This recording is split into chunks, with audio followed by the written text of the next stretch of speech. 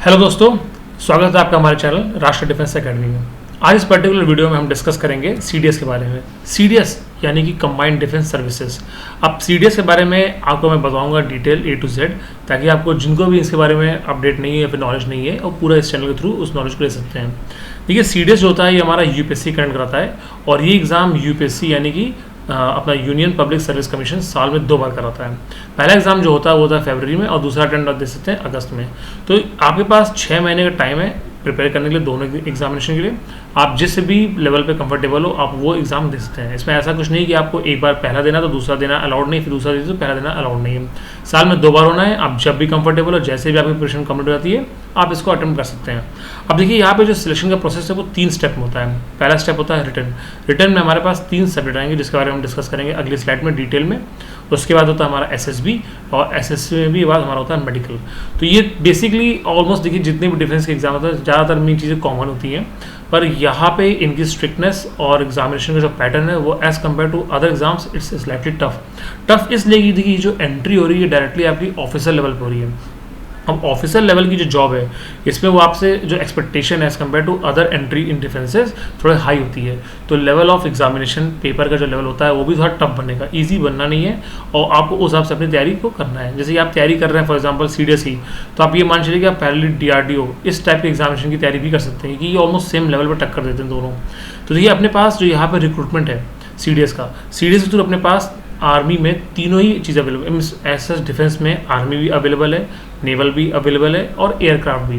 तो जब अपने पास पोस्ट अवेलेबल है, देखिए पहले अपने पास है IMA यानी कि इंडियन मिलिट्री एकेडमी जो आप देख सकते हैं। दूसरा अपने पास है ऑफिसर ट्रेनिंग एकेडमी OTA जिसे कहते हैं। अब OTA में जो हमने अभी डिस्कस किया था कि 3 पेपर होते हैं नॉर्मली। पहला होता है अपने पास इंग्लिश, GK और मैथ्स। तो OTA में इन तीनों में से मैथ्स नहीं आती, सिर्फ और सिर्फ GK और इंग्लिश आती है। नेक्स्ट अपने पास है इंडियन एयरफोर्स एकेडमी, उसके बाद है इंडियन नेवल एकेडमी। इन चारों के लिए जो बेसिक क्वालिफिकेशन हमें चाहिए वो होनी चाहिए डिग्री। अब डिग्री में भी जो स्पेसिफिकेशंस है वो हम डिस्कस करते हैं। देखिए अपने पास जो IMA और OTA है, IMA और OTA में एंट्री के लिए आपको डिग्री चाहिए फ्रॉम एनी रेलिवेंट यूनिवर्सिटी। इसमें ऐसा स्पेसिफाइड नहीं है कि आप बीटेक हो या फिर इंजीनियरिंग के फील्ड हो तो ही आपको एंट्री मिलेगी, ऐसा कुछ नहीं है। IMA में और OTA में इन दोनों के लिए आपके पास बस ग्रेजुएशन की डिग्री होनी चाहिए, तो आप सीडीएस के इस पर्टिकुलर एग्जाम के लिए एलिजिबल है। और इसकी जो एज लिमिट है वो भी बता रहा हूँ आपको। देखिए एज लिमिट है 19 to 24 ईयर्स और अनमैरिड होना कंपलसरी है फॉर मेल। यहाँ पे फीमेल वाला ऑप्शन नहीं है, तो मेल चाहिए उन्हें, वो भी अनमैरिड। और एज लिमिट अपने पास है 19 to 24 ईयर्स। इसके बाद हमारे पास जो होता है दूसरी पोस्ट वो है इंडियन नेवल एकेडमी यानी कि नेवी में। अब नेवी में जो आपकी एप्लीकेशन है इसके लिए आपका इंजीनियरिंग बैकग्राउंड बहुत ज़रूरी है। तो आपके पास जो डिग्री होनी चाहिए वो होनी चाहिए B या BTech। तो इंजीनियरिंग बैकग्राउंड वालों को ही खाली अलाउ करते हैं नेवल में, और ये चीज़ आपके एयरफोर्स के लिए भी कंपलसरी है। एयरफोर्स में इसके अलावा आपका फिजिक्स और मैथ्स भी मांगते हैं वो क्लास 12 में। अगर इनकेस किसी का मिसिंग है तो वो अलाउड नहीं है। फॉर एग्जाम्पल आपने इंजीनियरिंग कर रखी है लेकिन आपने 11th 12th में फिजिक्स और मैथ्स दोनों में से कोई भी सब्जेक्ट ड्रॉप कर रखा है, लिया नहीं है, तो आप एलिजिबल नहीं है एयरफोर्स के लिए भी। तो देखिए इंडियन नेवल एकेडमी के लिए आपको सिर्फ इंजीनियरिंग की डिग्री चाहिए, उसमें क्लास 12 का जो फिजिक्स और मैथ्स है वो कंपलसरी नहीं है। लेकिन जब आप इंडियन एयरफोर्स के लिए जाना चाहते हैं तो उसके लिए आपको डिग्री चाहिए, वो तो मस्ट है। इसके साथ साथ आपने जो क्लास 12th में फिजिक्स और मैथ्स ये दोनों सब्जेक्ट ही आपके पास होना कंपलसरी है। चलिए दोनों में जो एज लिमिट है, देखिए OTA में और IMA में डिस्कस कर लिया था। इंडियन नेवल में जो आपके पास एज की लिमिटेशन है वो आप देख सकते हैं, वो अपने पास है 19 to 24 ईयर्स। और इसमें भी हमने क्या बोल रखा कि अनमैरिड होना चाहिए और मेल। तो 19 to 24 एक जनरल यहाँ पे हमारे पास चला रहा है। नेक्स्ट अपने पास है इंडियन एयरफोर्स। एयरफोर्स में फिर से 19 to 24 ईयर है, लेकिन यहाँ पे एक एक्सेप्शन है कि जिसके पास भी अपने यहाँ पे जो भी कैंडिडेट जिनके पास CPL का लाइसेंस या फिर होल्डिंग है जो DGCA के थ्रू इशूड होता है, अगर आपके पास CPL है तो आपको सीधे वो 26 साल तक का रिलैक्सेशन देते हैं। यानी कि जनरल कैंडिडेट्स के लिए इन सच जो अप्लाई कर रहे हैं उनके 24 ईयर्स का एज रेस्ट्रिक्शन है। लेकिन अगर आप में से किसी के पास CPL का मतलब डिग्री है या फिर CPL का लाइसेंस है, वो सर्टिफिकेट है, तो आपको रिलैक्सेशन मिल जाएगा एज में 2 साल की। तो आपका जो अपर एज हो जाएगा 26। तो 26 में आपको सीधे फ्लाइंग में ये एज सच हायर कर सकते हैं। नेक्स्ट अब देखिए हमने डिस्कस किया था कि इसका जो पेपर होना है, पेपर का जो पैटर्न है, we are going to now discuss that in detail. अब पेपर में जो होना है सीडीएस में, देखिए पेपर का लेवल जैसे मैंने पहले भी कहा था थोड़ा टफ रहेगा, क्योंकि यहाँ पे जो आपका एग्ज़ाम है वो सीधे ऑफिसर में एंट्री हो रही है। तो ऑफिसर में वो चाहेंगे कि आपका जो IQ है, प्रेजेंस ऑफ माइंड है, नॉलेज है, आपकी स्ट्रेंथ, वो स्ट्रांग होनी चाहिए। तो पेपर का लेवल थोड़ा टफ रहेगा। तो इसमें प्रिपरेशन आप ऐसे करिए कि आपका लेवल एटलीस्ट DRDO, NTPC, इस तरह के PSU, SSC, CGL, इनके लेवल से के बराबर टक्कर देने वाला हो। अब देखिए, इसमें पेपर में 3 सब्जेक्ट आते हैं। पहला आता है अपना इंग्लिश में अपने पास 120 क्वेश्चन आएंगे और टाइम 2 आवर। इसमें देखिए 2 घंटे हैं, इसी तरह GK में 2 घंटे और मैथ्स में भी 2 घंटे। तो तीनों ही सब्जेक्टों में हमारे पास 2-2 घंटे हैं। 3 पेपर हैं, GK, general knowledge, as such, English और अपने पास मैथमेटिक्स में जो डाउट होता है बच्चों को अक्सर वही होता है कि इसमें जो मैथ्स आ रही है वो एप्टीट्यूड लेवल है कि अपने पास क्लास 11-12 की मैथ्स है। देखिए, जो सिलेबस है इसमें स्पेसिफाइड कर रखा है वो ये है कि मैथमेटिक्स है क्लास 11 और 12 के सब्जेक्ट मतलब टॉपिक्स है, लेकिन जो लेवल ऑफ क्वेश्चंस है वो आएगा एप्टीट्यूड ओरिएंटेड। मतलब आपको स्कूल के बड़े बड़े थियरम्स प्रूव करने को नहीं दिए जाएंगे, या फिर कोई ऐसा क्वेश्चन नहीं बनेगा जिसमें आपको प्रूफ देने हैं या फिर बहुत लंबा सॉल्व है। यहाँ पे जितने क्वेश्चन आएंगे, फॉर एग्जाम्पल ट्रिग्नोमेट्री है, ट्रिग्नोमेट्री का कोई क्वेश्चन आ रहा है तो वो जो ट्रिग्नोमेट्री क्वेश्चन आ रहा है वो ऐसा होगा कि उसमें आप IQ का जो इस्तेमाल है वो कर सकते हैं। Basically they are testing your IQ, presence of mind कितना है आपका, ये वो टेस्ट करेंगे, ना कि आप कैसे सॉल्व कर रहे हैं आपका पूरा step by step. Because they don't need to see the solution, उन्हें आपका सॉल्यूशन चाहिए, उन्हें MCQ में आपकी नॉलेज की टेस्टिंग विद स्ट्रेंथ एंड वो टाइम लिमिटेशन। 2 घंटे में 100 क्वेश्चन अपने आप में बहुत बड़ी बात होती है। इन्हें करने के लिए आपकी speed, that is very very crucial thing, speed as well as efficiency. तो 3 पेपर अपने पास है, once again English 120 questions, GK 120 questions and maths again 100 question. इन तीनों में 2-2 घंटे मिलते हैं और टोटल तीनों में 100 नंबर, इन टोटल 300 नंबर का पेपर है। अगर आप कोई क्वेश्चन गलत करते हैं तो क्वेश्चन को गलत करने पे आगे पास यहाँ पे देखिए नेगेटिव मार्किंग स्पेसिफाई कर रखा है इन्होंने यहाँ पे कि नेगेटिव मार्किंग है। तो नेगेटिव मार्किंग अराउंड 1/3 होती है। तो अगर आपने कोई क्वेश्चन गलत किया तो आपका 1/3 नंबर यहाँ पे हो जाएगा डिडक्ट। नेक्स्ट अपने पास OTA में, देखिए ये इंपॉर्टेंट है, जो भी स्टूडेंट OTA तैयारी कर रहे हैं उनके पास मैथमेटिक्स का पेपर नहीं होता है।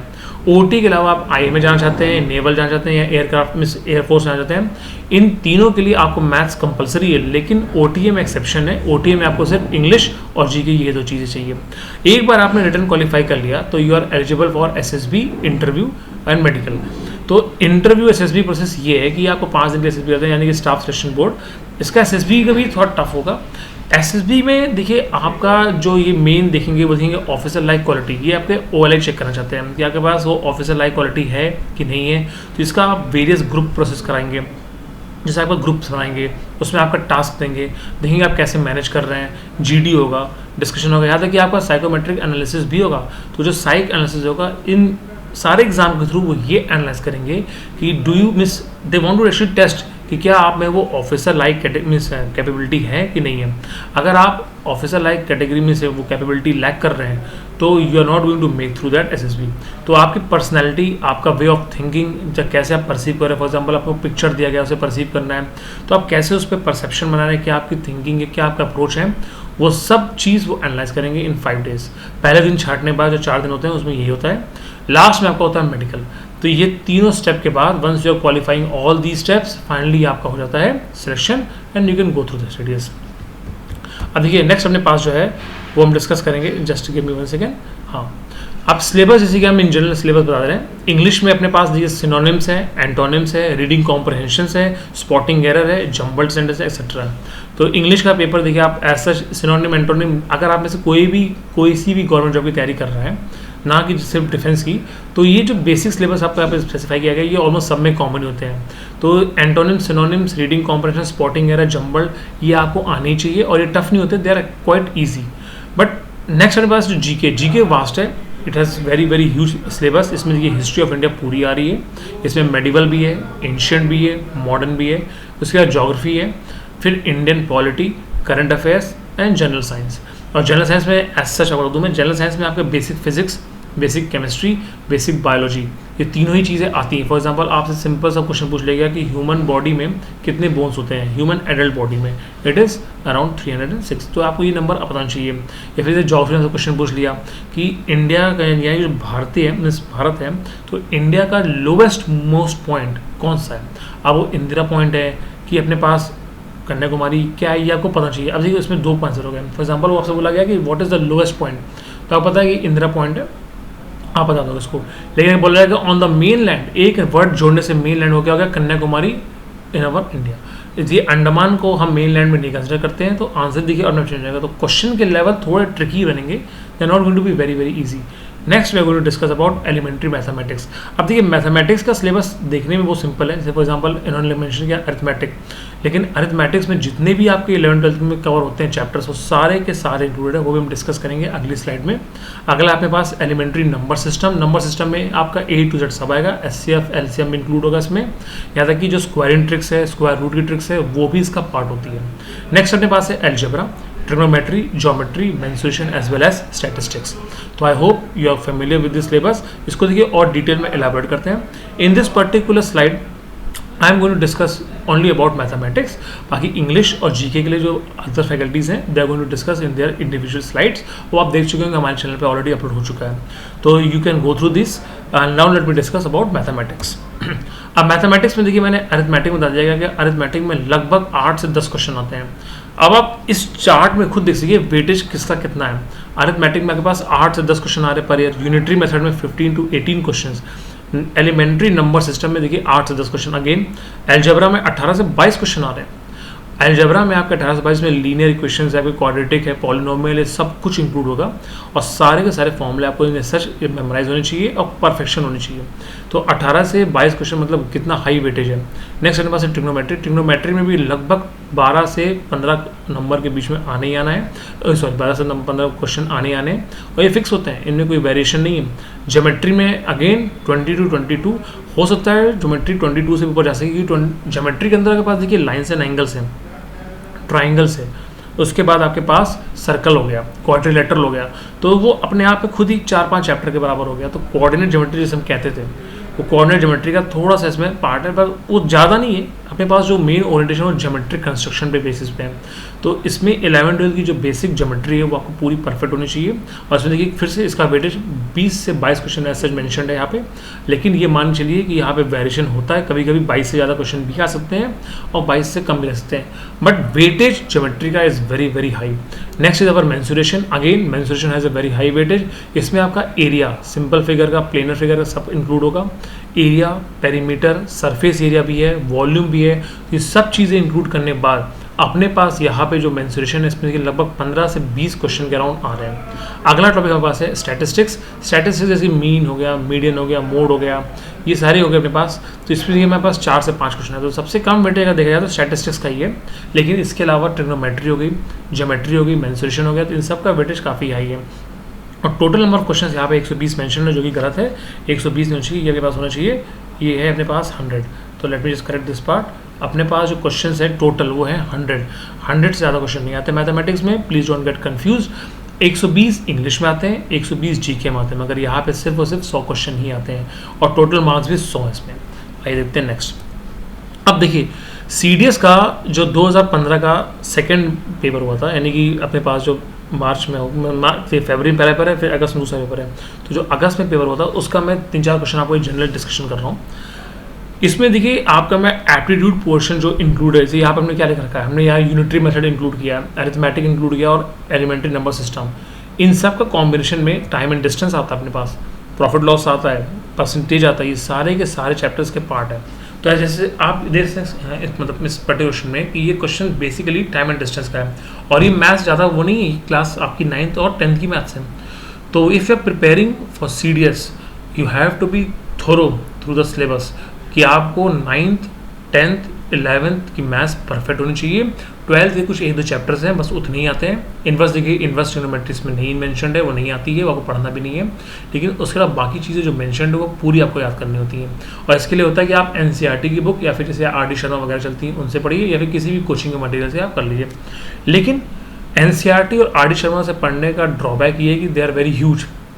आपको पढ़ना है एग्जाम ओरिएंटेड, तो एग्जाम ओरिएंटेड पढ़ने के लिए आपको जो CDS से क्वेश्चन बैंक्स आते हैं उनसे जाइए, उनके थ्रू जाइए, या फिर किसी भी कोचिंग वगैरह के मटेरियल से आप देख सकते हैं क्वेश्चन का पैटर्न क्या है। तो यहाँ पे मैं 2015 से 4 क्वेश्चन पिक कर रहा हूँ टाइम एंड डिस्टेंस का, जो आपको यहाँ पे डिस्कस करने आ रहा हूँ मैं, so that you can understand कि यहाँ पे हमें अप्रोच कैसे लगानी है, समझना कैसे है, और हम आपको किस तरह से उस क्वेश्चन को करवाएंगे। अब यहाँ पे क्वेश्चन दे रखा है कि बाई इंक्रीजिंग द स्पीड, देखिए you can see the question on the screen, कि by increasing the speed of his car by 15 kilometre per hour, a person covers 300 kilometre distance by taking an hour less than before। Question ये कह रहा है कि यदि एक व्यक्ति एक पर्टिकुलर दूरी दे रखा है हमें 300 किलोमीटर की, तो हमारे पास यहाँ पे दूरी स्पेसिफाइड है, that is d is equal to 300। तो हमको 300 क्या देखा है किलोमीटर, तो हमें 300 किलोमीटर मेंशन कर रखा है। तो ये जो दूरी है ये मेंशन कर रखा है। अब बोला है कि वो जो दूरी है सामान्यतः वो जिस तरह से उसको तय करता है, जिस गति से, जिस समय है, वो ना करके अब उसने क्या किया है, उसने अपनी जो नॉर्मल गति, सामान्य गति, उसको उसने क्या किया है 15 किलोमीटर प्रति घंटे से बढ़ा दिया है। तो 15 किलोमीटर प्रति घंटे से अगर वो अपनी सामान्य गति को बढ़ाता है, तो अगर गति हम बढ़ाएंगे किसी पर्टिकुलर दूरी को तय करने में, तो ये सीधी सी बात है कि समय हमें कम लगेगा। अगर हम कहीं जा रहे हैं और थोड़ा तेज़ जाएंगे तो नॉर्मल समय से हम कम समय लेंगे। तो वही आप लिखा है कि 15 किलोमीटर प्रति घंटे से अगर वो अपनी गति बढ़ाता है तो 1 घंटा वो कम समय लेगा। तो इस क्वेश्चन को करने के लिए आप जो बेसिक तरीके से, फॉर एग्जाम्पल आपने ये बनाया d is equal to v t, आप इस तरह के 2 केस बनाते हैं, एक ये हो गया, फिर अगला लेगा आप d इज इक्वल टू क्या हो गया v प्लस 15, ठीक है, और इस तरह आपने लेंगे t माइनस 1, आप ये कर सकते हैं। तो ये अपने पास क्या है नॉर्मल रूट तरीके जो आपने कर रखे हैं पहले, तो ये आपको करने की ज़रूरत नहीं है। आप अगर चाहें, just give me 1 second, let me specify this part, कि अपने पास यहाँ पे जो है इस क्वेश्चन को करने का आपको मैं सिंपल सा शॉर्ट ट्रिक दे सकता हूँ। शॉर्ट ट्रिक अपने पास देखिए ये अगेन आई एम रिपीटिंग, जो हमारा पढ़ाने तरीका ये है कि हम पहले आपको लॉजिक समझा देंगे, जैसे अभी आप समझाया मैंने कि यहाँ पे 2 तरीके हैं, डी कॉमन करके अब हम इसको सॉल्व करते हैं, और जो दूसरा तरीका है वो है शॉर्ट ट्रिक्स। तो यहाँ पे जो शॉर्ट ट्रिक लग रही है वो ये लग रही है कि product of both the speed means product of both the speeds, पहली स्पीड मान लेते हैं अपने पास है v, ठीक है, just give me 1 second, let me remove this ink. हाँ, अब अपने पास यहाँ पे स्पेसिफाइड है जो पहली स्पीड है उसे हमने लिख दिया v, और जो नई स्पीड है वो है v प्लस 15। तो ये हमारे पास स्क्रीन पे आ गया, product of speed divide by, अब डिवाइड मेरे पास आ जाएगा डिस्टेंस, डिस्टेंस कितना है 300 इज इक्वल टू, अब यहाँ पे क्या है डिफरेंस इन स्पीड, तो जो पुरानी स्पीड है और जो नई स्पीड है उनमें आप अंतर निकाल लीजिए। देखिए यहाँ पे मैं मॉड लगा दे रहा हूँ क्योंकि यहाँ पे माइनस साइन का कोई लेना देना नहीं है। इसी तरह डिफरेंस इन टाइम, पुराना टाइम मान लीजिए t था, ऐसे जो मैंशन अपने पास पुराना टाइम मेरे पास t है, और जो नया टाइम है वो t माइनस 1 है। अगेन मैं मॉड लगा दे रहा हूँ क्योंकि ये तरीका होता है। तो फॉर्मूला ये कहता है, ये जो शॉर्ट ट्रिक है ये कहती है कि product of both the speeds divide by distance is equal to difference of speed and difference of time, यानी कि दोनों ही गतियों का गुणनफल डिवाइड बाई दूरी इज इक्वल टू दोनों गतियों का अंतर डिवाइड बाई दोनों समय का अंतर। तो इसको अगर हम सॉल्व करते हैं, if you going to simplify this part, तो अपने पास यहाँ पे देखिए ये आ जाएगा v इंटू वी प्लस 15, ये ऐसे बन गया। यहाँ पे अपने पास बचेगा, थोड़ा मैं सिंप्लीफाई करता हूँ उसको, ये अपने पास आ गया 15/1, यहाँ पे अपने पास है 300। तो अगर मैं इसको अब सॉल्व करूँ तो मिलेगा v into V plus 15 is equal to आ गया 4500। अब देखिए अपने पास जब ये नंबर आ गया ऐसे, इसको सॉल्व करने के लिए आप क्वाड्रेटिक में कोई भी तरीका लगा लेंगे तो it's going to waste lot of time. तो इसके लिए भी हमारे पास एक ट्रिक ये है कि हमारे पास जो यहाँ पे ऑप्शन दे रखे हैं, अब देखिए हमारे पास जितने ऑप्शन दे रखे हैं इसमें सारे ऑप्शन को हम ट्राई करेंगे। तो पहला ऑप्शन ये है, इसको पुट करने वहाँ से गलत आएगा, अगला ऑप्शन ये है, इसको पुट करने वहाँ से फिर से गलत आएगा हमारे पास। उसके बाद ये ऑप्शन है 60 पुट करते 16 into 75 is equal to 4500, hence 60 is correct. तो देखिए ऑप्शन यूज़ करने से कितनी जल्दी कितनी इफेक्टिवली हमारा क्वेश्चन सॉल्व हो गया। तो वंस अगेन इस पर्टिकुलर क्वेश्चन को सॉल्व करने के लिए अगर आप नॉर्मल तरीका यूज़ करेंगे जो स्कूल के बुक्स में पढ़ते हैं या फिर जो आपको पहले से आता था तो आप उसको कर सकते हैं, बट अगर आपको कॉम्पिटिटिव एग्जाम क्लियर करना है तो you need to have speed as well as efficiency, कि आपको क्वेश्चन सही भी हो और जल्दी हो। तो ये जो हमारे पास यहाँ पे शॉर्ट ट्रिक था जो हमने डिस्कस किया था, एज यू कैन सी ये हमारे पास ये शॉर्ट ट्रिक है, ये काफ़ी इफेक्टिव है और 2 लाइन में हमारे पास आंसर आ गया। और लास्ट में अगेन आई एम रिमाइंडिंग कि कभी भी अपने पास ये होता है कि आंसर क्वाड्रेटिक फॉर्म में से, अब ये देखिए ये इनको सॉल्व करते हैं, अगर इसको हम बाई चांस ओपन करना चाहें तो ये बन जाएगा हमारे पास v square plus 15v minus 4500 is equal to 0। इसको सॉल्व करने में जो आपका टाइम वेस्ट होगा उसका कोई कैलकुलेशन नहीं है, इसीलिए ऑप्शन यूज़ करके हम उसको सॉल्व कर लेंगे। तो I hope this question is clear to you. Now let us discuss the next question. ये देखिए जो अगला क्वेश्चन है ये भी 2015 का ही है। अब इसमें बोला गया है the speed of 3 buses are in ratio 2:3:4, time taken by these buses to travel same distances will be okay.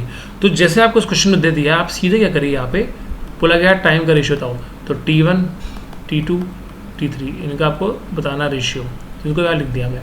अब T1 क्या होता है, दूरी अपॉन गति, तो पहले ही दूरी क्या है d, इसी गति मान लीजिए 2x, क्योंकि हमको यहाँ जो दे रखा है यहाँ पे ऊपर ये जो इसी तरह है, इसको हमने क्या किया, इसको अलग कर दिया। मान लिया एक की गति 2x है, अगले की 3x मान लिया, उसके बाद मान लिया 4x, क्योंकि हमने क्या कॉमन नंबर से मल्टीप्लाई होगा तभी तो अपने पास ये रेशियो बन रहा है, तो उसको यूज़ करते हुए हमने यहाँ पे कर दिया। अब अगला जो हमारे पास है उसको हमने लिखा यहाँ पे again d divide by 3x, next हमारे पास आ गया d divide by 4x। Simplify करते हैं, d से d यहाँ का d तीनों में कैंसिल, x तीनों में कैंसिल हो गया हमारा। अब हमारा बचेगा हाफ 1/3 1/4, इनका जो एलसीएम आया हो यानी कि 1/2 1/3 1/4 वो एलसीएम हो जाएगा अपने पास 12। तो इसको अगर हम 12 से मल्टीप्लाई करेंगे, 12 से मल्टीप्लाई करने में हमारा बचेगा 6:4:3, तो 6:4:3 यानी कि हमारे पास ऑप्शन डी बिल्कुल सही है। तो I hope it is clear to you. ज़रूरी नहीं होता कि हर क्वेश्चन में आपको कोई कॉम्प्लिकेटेड प्रोसेस ही लगाना पड़े, कभी कभी क्वेश्चन सिंपल बेसिक अप्रोच से भी सॉल्व हो जाते हैं। तो जहाँ पे ट्रिक्स की रिलेवेंस है, जहाँ पे कॉमन अप्रोच है, ये आपको तभी परफेक्शन आएगा, तभी क्लैरिटी आएगी जब आप इस तरह के क्वेश्चंस की प्रैक्टिस करेंगे। तो मार्केट में कई बुक्स अवेलेबल है, कुछ हम भी प्रोवाइड करते हैं। तो you can go through previous years paper, mock paper, sample paper and practice. The only way to perfect your approach is practice. जितना ज़्यादा प्रैक्टिस करेंगे आप, उतने ही अच्छे से आपको इसमें परफेक्शन आएगा। तो I hope this question is clear to you. Once again I am repeating कि अपने पास यहाँ पे देखिए टाइम दे रखा था कि अपने पास यहाँ पे स्पीड का जो रेशियो है वो हमको मेंशन कर रखा था, ये रहा। तो स्पीड का जो मेंशन है इसका एज सच हमें देखा था रेशियो में, और पूछा था टाइम का रेशियो क्या है। तो हमने क्या किया, सीधे टाइम के रेशियो से स्टार्ट किया, यानी T1:T2:T3, और इसको सॉल्व करते गए, वैल्यू पुट करके बेसिक वैल्यू यानी distance is equal to v/t, उसी फॉर्मूले को हमने अरेंज किया और सॉल्व कर लिया। So now let us see the next question. अब जो अपने पास अगला क्वेश्चन ये कह रहा है कि ये अभी क्वेश्चन है टाइम एंड डिस्टेंस में 3 पार्ट होते हैं। नॉर्मली हम 4 पार्ट देखते हैं, रेसेस के क्वेश्चन थोड़ा रेयर है, इतने ज़्यादा आते नहीं है, फिर भी हम रेसेस भी डिस्कस करते हैं टाइम एंड डिस्टेंस में। टाइम एंड डिस्टेंस में बेसिक टाइम एंड डिस्टेंस आएगा, उसके अलावा रेसेस होते हैं, रेसेस के साथ साथ आपको मिलता है ट्रेन्स, और ट्रेन से ज़्यादा मिलता है बोट। तो ये सारे के सारे यहाँ पे स्पेसिफाइड होंगे और सारे आप यूज़ कर सकते हैं अपने कन्वीनियंस के अकॉर्डिंग, ठीक है। अभी हमें दे रखा है कि a motor boat who speed is 15 km/h in still water, यानी रुके हुए पानी में। तो अगर रुका हुआ पानी हमें मेंशन कर रखा है तो हम उसको ऐसे मेंशन करते हैं कि u इज इक्वल टू कितना दे रखा है 15 km/h। Kindly specify this kind of things. Unit का बहुत ध्यान रखना, यूनिट हम गड़बड़ नहीं कर सकते हैं। उसके बाद बोला है कि and it goes 30 km down stream and comes back in total time of this one. Okay, यानी उसने ये बोल दिया है कि एक मोटर बोट है, जो अगर हम इसको एनालाइज करें तो अपने पास देखिए ये है पॉइंट ए मान लेते हैं, और अपने पास है down stream point B. Suppose करो ये अपने पास है डाउन स्ट्रीम, तो डाउन स्ट्रीम जाके और फिर वो अप स्ट्रीम वापस लौटा है। इसमें जाने और आने में उसने लिया है 4 hours एंड 30 minutes। तो 30 minutes को आवर में चेंज करने के लिए हमने क्या किया, 60 डिवाइड कर दिया, तो ये भी हमारा आवर में चेंज जाएगा। तो अपने पास ये आ जाएगा 4.5 hours। तो ये हमको मिल गया टाइम, कि उसने टोटल टाइम जाने आने में कितना लिया है, 4.5 घंटे। Once you are knowing this part, अब इसने क्या बोला हमसे, स्पीड ऑफ स्ट्रीम निकालना है। ठीक है, स्पीड ऑफ स्ट्रीम को मान लेते हैं अपने पास है v। अब हमारे पास फॉर्मूला क्या होता है, टाइम, टोटल टाइम जो जाने लिया वो है time taken to go down stream यानी कि नीचे तरफ जाने में, और time taken to come up stream यानी कि धारा के साथ और धारा के अनुकूल। तो ये दोनों अनुकूल और विपरीत, धारा के अनुकूल और धारा के विपरीत जाने आने में उसने टोटल टाइम जो लिया है उससे हमने मान लिया t is equal to t d plus t u. अब इसमें जो फॉर्मूला लगेगा वो बेसिक फॉर्मूले से हो जाएगा दूरी। देखिए मैक्सिमम क्वेश्चन में आप जो ये फॉर्मूला होता है, यानी कि अपने पास ये फॉर्मूला पढ़ते आए कि d, याद है मेंशन है, d is equal to v t, यानी कि दूरी इज इक्वल टू गति इनटू समय। इन दोनों को मतलब इस फॉर्मूले को कई बार आपको यूज़ करना होगा, बस यही कि इसका अरेंजमेंट आपको परफेक्ट होना चाहिए। यहाँ पे क्या रखा है, यहाँ आपको समय दे रखा है। जब समय दे दिया आपको तो आप यहाँ पे क्या करेंगे, दूरी अपॉन गति से निकालेंगे। आप डाउन स्ट्रीम जाने पे यानी कि धारा के साथ जाने में आपकी दोनों गतियाँ जुड़ती हैं, तो ये हो जाएगा u प्लस वी। इसी तरह अपने पास जब वो अपस्ट्रीम आएगा तो अपस्ट्रीम आने पर धारा के विपरीत चल रहा है, तो ये हो जाएगा u माइनस वी। इसको ध्यान रखते हुए हमें वैल्यू पुट कर देंगे, तो हो जाएगा 30 divide by u plus V. ये हो जाएगा अपने पास again 30 divide by u minus V. यहाँ पे अपने पास कितना दे रखा है, 4.5 मतलब अपने पास ये याद है ना 4.5 टोटल टाइम। इसको हमने सॉल्व करके कितना हो जाएगा 9/2, तो मेंशन कर दिया हमने 9/2। अब 9 30 सिंप्लीफाई करते कितना हो जाएगा, 9 इज इक्वल टू 60 से मैंने दोनों तरफ गुणा कर दिया, हो जाएगा u कितना अपने पास, u हमको दे रखा है, just give me 1 second, let me clear this board.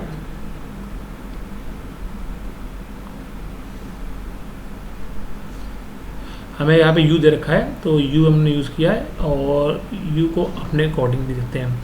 u हमें मेंशन कर रखा है 15, तो हमें लिख देते हैं 15 माइनस v, और जो अगला में दे रखा है वो है 60 डिवाइड बाई 15 प्लस, सॉरी पहला वाला प्लस था जो हमने वहाँ पे यूज़ किया वैसे यूज़ करी, डोंट गेट कंफ्यूज। और हमारे पास जो अगला है उसी को ऐसा जगह वरना कन्फ्यूज हो जाएगा कि मैंने कहा माइनस कैसे कर दिया। तो just let me erase this part. ठीक है, अभी आ गया अपने पास, इसको हम समझते हैं आगे। तो यह हो जाएगा 15 माइनस वी, हमने इसको ऐसे पुट कर दिया। अब फिर से जैसे मैंने पहले रिपीट किया था कि you should use the options instead of solving the complicated equation. अभी एल्जेब्रा फॉर्मेट में तो है, सिंपल इक्वेशन आप कुछ भी करिए, इसको सॉल्व करेंगे तो ये बनेगा अपने पास क्वाड्रेटिक इक्वेशन। तो please don't use your means waste your time by solving this kind of question. इससे अच्छा है कि आप ऑप्शंस करिए। अगर मैं 4 पुट करूँगा तो 4 पुट करने में अपने पास हो जाएगा 60 डिवाइड बाई 90, जो कि पॉसिबल ही नहीं है। 5 पुट करने पे अपने पास फिर भी पॉसिबिलिटी लग रही है। Okay, let me try with 5। जैसे मैंने यहाँ 5 पुट किया वी की जगह, तो अपने पास हो गया ये 60 डिवाइड बाई 15 प्लस 5 यानी कि हो गया 20। नेक्स्ट अपने पास 60 माइनस ये हो गया 15 माइनस 5 यानी कि हो गया अपने पास ये हो गया 10। सॉल्व करने में अपने पास आ गया 3 प्लस 6 यानी कि ये हो गया 9। यहाँ भी 9 है और अपने पास LHS में भी 9 है, हेंस अपने पास जो ये आंसर है 5 is going to be correct. So I hope it's clear to you. Again and again I am repeating this thing कि एग्जाम में कभी भी आपके पास ऐसी कोई भी कॉम्प्लिकेटेड इक्वेशंस आ जाएं तो उसको आप सॉल्व करने मत बैठिएगा, क्योंकि you don't have lot of time. 100 question को करने के लिए 2 घंटे कम पड़ते हैं, तो आपको उसके लिए कॉमन सेंस यूज़ करना पड़ेगा। और यहाँ पे सिंपल कॉमन सेंस है कि ऑप्शन उठाइए, पुट करिए, सॉल्व कर लीजिए। तो I hope this is clear to you. Once again मैंने यहाँ पे कुछ नहीं किया, मैंने t is equal to total time down stream time plus upstream time को यूज़ कर लिया है। लास्ट, अभी लास्ट क्वेश्चन डिस्कस करते हैं हम। इसमें हमने ट्रेन का भी एग्जांपल ले लिए। बोला गया कि 2 trains are moving in same direction. देखिए सेम डायरेक्शन पे जा रहे हैं। पहला हिंट आपको होना चाहिए कि अपने पास जो दोनों ट्रेनें हैं वो दोनों की दोनों सेम डायरेक्शन में मूव हो रही हैं, चाहे आप कुछ भी मान लीजिए ट्रेन है, ट्रेन भी। अब इसमें बोला गया कि जो पहली ट्रेन है उसकी जो गति है, इसको मैं लिख रहा हूँ VA बराबर मैंने अज्यूम किया है 1.5 किलोमीटर पर मिनट। जिसको चेंज करने के लिए किलोमीटर पर आवर में हमें मल्टीप्लाई करना पड़ेगा, जैसे 60 से, तो ये जाएगा किलोमीटर पर आवर। सॉल्व करते हैं, ये हो जाएगा 90 किलोमीटर पर आवर। ये मेरे पास आ गया VA, और VB हमें कितना दे रखा है, VB हमें दे रखा है 60। ये तो पहले से किलोमीटर पर आवर में है। देखिए हमेशा यूनिट्स को स्टैंडर्ड फॉर्मेट रखना होता है। ये हमने किलोमीटर पर मिनट में था, इसको हमने चेंज किया स्टैंडर्ड में यानी कि किलोमीटर पर आवर में, ताकि सॉल्व करना ईजी रहे। अब बोला है कि a man is faster, a man in faster train. Okay, हमारे पास यहाँ पे स्पेसिफाई किया गया है। अगर इस क्वेश्चन को ध्यान से समझें तो हमारे पास यहाँ पे स्पेसिफाई गया है कि अपने पास देखिए ट्रेन है, ये मैंने यहाँ पे ट्रेन बनाया है, इसमें एक आदमी बैठा हुआ है यहाँ पे, ठीक है। ये अपने पास ट्रेन A है और ये दूसरी ट्रेन है ट्रेन B, जिसमें ओवरटेकिंग हो रही है। जैसे कि ओवरटेकिंग होगी, दोनों डायरेक्शन सेम है, तो यहाँ पे क्रॉस वर्ड जहाँ मैंशन है उससे कंफ्यूज हो जाएगा। देखिए यहाँ लिखा है ना क्रॉस, तो कई लोग को कई बार बस स्टूडेंट से पूछा है सर ये क्रॉस है तो ये एक दूसरे को ओवरटेक कर रही हैं कि एक दूसरे को मतलब साथ पैरेलल चल रही हैं, मतलब ओवरटेक में पास पैरेलल हो गया या फिर अपोजिट डायरेक्शन में। तो हमें क्वेश्चन को ढंग से पढ़ना होगा। देखिए यहाँ पे शुरू में ही मेंशन कर रखा है इन्होंने स्टार्टिंग में, ये देखिए कि सेम डायरेक्शन। तो कीपिंग दैट इन माइंड हम सेम डायरेक्शन पे इसको यूज़ करेंगे। तो हमारे पास यहाँ पे बोला गया है कि ये जो आदमी बैठा है इसकी मतलब फास्टर ट्रेन में, वो इसको क्रॉस करने में 27 सेकंड लगा। हम बात कर रहे हैं उस आदमी की, ना कि इस ट्रेन की। You should read the question very carefully. उसने साफ साफ बोला है कि जो पैसेंजर बैठा है फास्टर ट्रेन में वो दूसरी ट्रेन को 27 सेकंड में क्रॉस कर ले रहा है। तो 27 सेकंड में क्रॉस कर ले रहा है, तो कीपिंग दैट इन माइंड हम बात कर रहे हैं यहाँ पे पैसेंजर की, ना कि ट्रेन की। तो हम जो फॉर्मूला यूज़ करेंगे वो ये है कि एक minute, just let me clear the screen first so it's easy to understand. हाँ, अब देखिए कि हमारे पास क्या है, time taken by man to cross that train will be length of the train B. क्योंकि वो बी को क्रॉस कर रहा है वो आदमी, और मैन की जो लेंथ होती है वो ना के बराबर होती है, तो हम यहाँ मैन की लेंथ को इग्नोर मतलब लेंगे ही नहीं। और सिंस दोनों ट्रेनें सेम डायरेक्शन में चल रही है तो हम faster train minus slower train को ऐसे लिखेंगे। And one more thing, we are going to multiply by 5/18, क्योंकि ऊपर हमें दे रखा है मीटर में। जनरली ट्रेन की लेंथ जो होती है वो होती है मीटर में, तो we have to keep it in mind कि यहाँ पे हम सिली मिस्टेक नहीं कर सकते यूनिट्स का। तो इसको ध्यान में रखते हुए देखिए अब हमें सॉल्व करते हैं। तो हमको कितना दे रखा है 27 सेकंड, 27 सेकंड में सॉल्व करती है। LB हमें निकालना है, तो अपने पास कितना है 90 माइनस 60 इंटू हो जाएगा 5/18। इसको सॉल्व करते हैं तो अपने पास ये आ जाएगा rearrange cross multiply 27 into 30 into 5/18 is equal to हमें निकालना है एल बी, ठीक है। तो ये हो गया कैंसिल ईजिली, ये हो गया अपने पास, और इसको तो पूरी कैंसिल करता है 9 से 9 3 9 2, और ये हो गया अपने पास 215, जस्ट अ सेकेंड 15। तो अपने पास ये आ गया 25 75। I think I have done some silly mistake, just give me 1 second. Okay, we have got 93 92, and then we have got this 30, so I have got 15 40 45 5. Okay, so we have got 225, that is a correct answer given here, 225 meter. So option A, as you can see, is the correct answer. सो देखिए, question कैसा भी हो, it's not very tough, आप बहुत आसानी से question solve कर सकते हैं। थोड़ा सा बेसिक कंसेप्ट, बेसिक अप्रोच करें। जैसे फॉर एग्जांपल इस क्वेश्चन में जो सबसे बड़ी सिली मिस्टेक होती है वो ये होती है कि यहाँ पे जब हम सॉल्व करते हैं, अब हमें पता है, लेकिन हम यहाँ पे क्या करेंगे, फिर भी यहाँ पे एल ए निकाल देंगे। ये चीज़ क्यों निकालेंगे? जब यहाँ पे बात हो रही है किसके रेस्पेक्ट में, उनको वो ध्यान देना। बात हो रही है मैन के रेस्पेक्ट में कि मैन उसको क्रॉस कर रहा है 27 सेकंड में, मैन की लेंथ होती है नेग्लिजिबल। तो हम यहाँ पे ट्रेन ए की लेंथ क्यों लेंगे? हम ट्रेन ए की बात नहीं कर रहे हैं, हम मैन की बात कर रहे हैं। हाँ, मैन चल किस स्पीड पर रहा है? मैन चल रहा है ट्रेन की स्पीड पे, तो उसको हमने स्पेसिफाई किया यहाँ पे। So kindly keep these kind of points in mind. और बाकी तो ये क्वेश्चन टफ नहीं है, सिंप्लीफिकेशन ईजी होता है। So I hope this is clear to you. So that's all friends for today, and in our next video we'll be discussing more questions, and we are going to solve proper sample papers of previous years along with little bit of theory also. तो theory और numerical हम दोनों साथ ले चलेंगे. So I hope this is clear to you. Thank you friends.